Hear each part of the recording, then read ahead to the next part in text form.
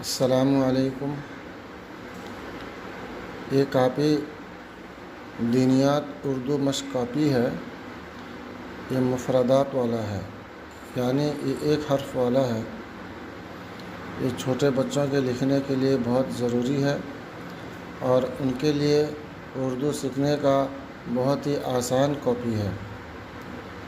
ہر ماں باپ چاہتے ہیں کہ ان کے اولاد، ان کے بچے پڑھے لکھے بنیں، کسی بھی اعتبار سے ہو، چاہے وہ آدمی غریب ہو یا امیر ہو یا فقیر ہو، لیکن سب ماں باپ کے دل میں یہی خواہش ہوتا ہے میرا بچہ پڑھ لکھ لے۔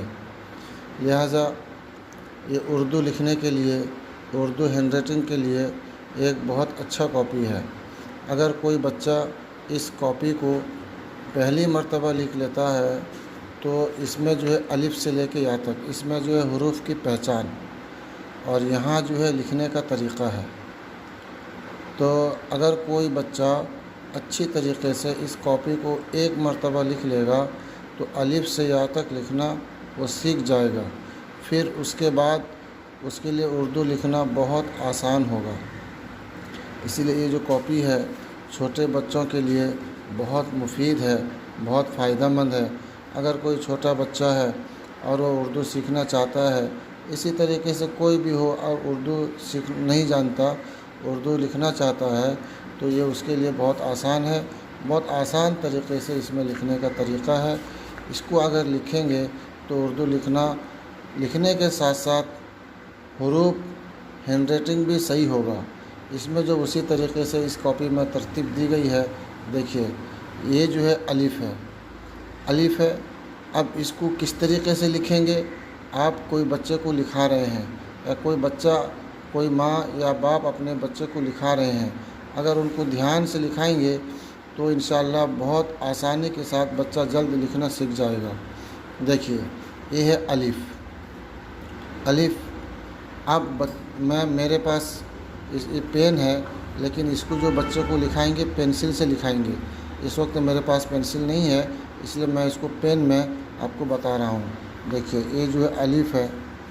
الف اس کو اس طریقے سے لیں گے، اس طریقے سے لے کے اس طریقے سے مڑائیں گے، یہ ہوگی الف۔